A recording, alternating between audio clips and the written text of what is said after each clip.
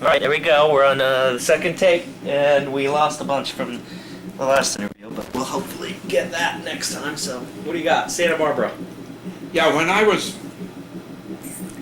in third grade, I would guess I was between 8 and 9 years old, we moved to Santa Barbara. And I would guess my dad, when he left Arizona and went to California, he must have gone to work in the oil fields in Signal Hill area, because I remember he talking about Signal Hill, because in as I say, that would be, if I was 9, that would be about 8 or 9, that'd be around 1930. Apparently the business dropped off in Los Angeles because he moved to Santa Barbara. We stayed in Los Angeles most part of the time. Then we moved to Santa Barbara when he found a place. First he and another guy were living alone in Santa Barbara. He went up there to work on those oil wells and fields in Santa Barbara. Some of the wells he worked in were wells that they were building both wooden and rock pile jetties out in the ocean, and the first oil wells that were put down offshore in the United States, I would guess. Wow. And he began, at one time he was a roughneck, which is the guys that work at the bottom of the well and strap the pipe on and off and push the pipe so the pipe goes down properly and keep the engines down there running. And later he was working as a rigger in the top of the wells. And there's several interesting things I remember that some he told me and some I saw myself. He told me that when he and this other fellow first went up there, they rented an apartment and the apartment had a small gas stove, where natural gas, I guess, and made the stove go propane or something, probably natural gas piped in there. But anyhow, to turn on the gas, they'd have to put a quarter in a slot to get gas to come out, and then it would put gas out for so long, and finally it would end, and they'd have to put another quarter in. So he and his buddy, he said they'd spend half the night shaving ice to the size of a quarter. Then they put the ice in, it would activate the gas and get it started, and then the heat would melt and evaporate the ice. So they got rid of the evidence. The guy who had the machine never did know where the gas was going. He couldn't prove they were stealing it because there was no evidence. I remember going to school up there when Mom lived. We all moved up there. I happen to remember I was in the third grade. We'd carry our lunch. I remember that. Mom would give us a paper bag lunch. And some of the times we walked barefooted. It might be many of the times, because I remember being barefooted a lot up there. Then after school or weekends, my mom would take us down into Cabrillo Beach, I think that's the name of the beach, big sandy beach, and my brother and I would play war in the sand. We'd make big sand forts. We had a bunch of lead soldiers, In fact, I've still got some lead soldiers in my collection that came from that time. We'd put them there and throw sand at trying to knock down the other guy's soldiers, and we're just little kids, third graders. And my dad, he worked out in those rigs over the water, and he and his buddy, they built a rowboat so they could go fishing after work. And one time, and he do a lot of fishing, and I remember one time they caught a seal. The seal, they found it on the beach. The mother of this baby seal had gotten inshore, and the mother couldn't get it off the shore.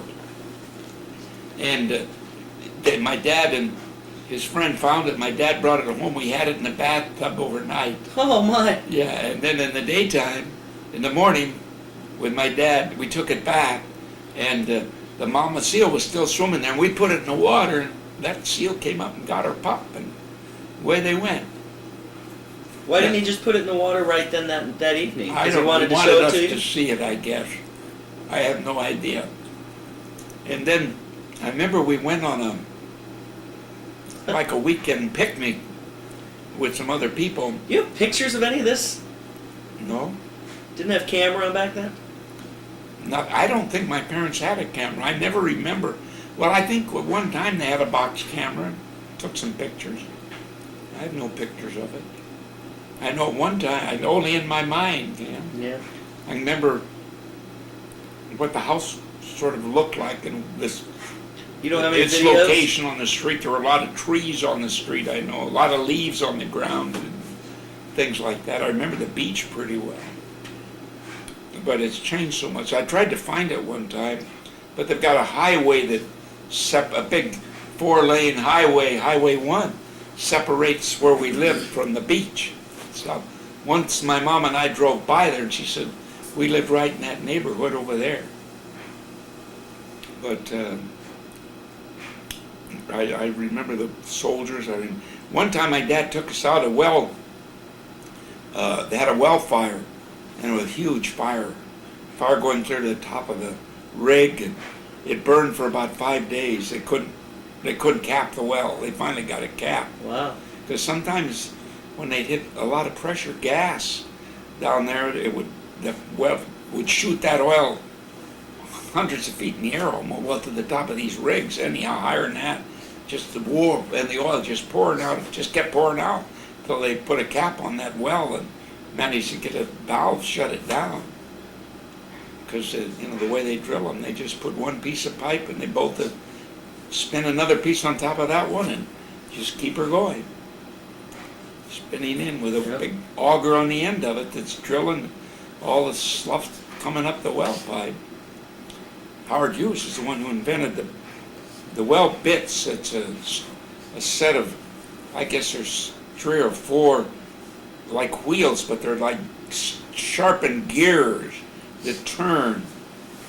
And when that whole well turns, apparently the whole shaft turns, and that sharpened bit spins, and it just grinds that whatever it's shooting through there. And most of that comes back up through the middle of that pipe and explode out in the ground. But they had a heck of a fire. I remember that. He showed it. Took us out there. Also, remember my brother. My dad had a Model T then. My brother and I got in the Model T. Somehow I don't know how we got it started. I can't believe it. He must have had it running and went somewhere. Anyhow, we got it moving. Did something and made it run. It ran over some guys' lawns and finally stopped, stalled out. Because normally you had to crank them to get them started. And they had a magneto thing on the top, a big brass bar you'd bring around like this, a magneto like to make the timing or something. I don't know what it did. It caused a spark anyhow. It set up there. Guys would break their hands because it would backfire, and if you put your thumb around the crank like you would normally pick a crank up with your fingers around one side and your thumb on the other, crank it like pull your thumb, and it backfired, it might break your thumb. So you just used your finger. So you always had to grab a crank handle with your palm of your hand with your thumb underneath, like that, so the back, your whole hand would fly off. Because it could really kick you if it backfired. And then if you didn't have that magneto in the right place, it might backfire. Pretty primitive compared to today. Went on a picnic with my mom and some other fellows, and some other people, families, and I remember they were coming in to shore, and there were waves. The boat turned over, and my mother ended up on the boat they were rowing in. They all got dumped in the ocean. You said you were on a picnic. Huh? You were on a picnic? Yeah. What were you doing in a boat? Well, we were at the beach. My dad had this boat he and his buddy built to go in the fishing in, and we were in a place where there were a lot of sloughs in from the ocean that would come in like that, and they'd go up those sloughs, I guess. But they were in the waves, and the waves turned the boat over, and my mother ended up under the boat. Oh, no. And she was real worried, but apparently there was enough air, and so they managed to get the boat off the top of her. She made me swim out of it. She could swim, because she used to, when she was a girl, she played in the canals in Arizona. And they used to go swimming in the canals when they were kids, you know. that came right by to all the houses. A big, what they call the Grand Canal. That's all those, in Arizona, that's what irrigated all the land around it. There were laterals off of that where the Grand Canal would send water down, and then from there it would go into a guy's field and into the ditch, and that's when I was working there. Digging those damn ditches and shoveling mud is no fun. And then 105 degrees in the shade and hot job.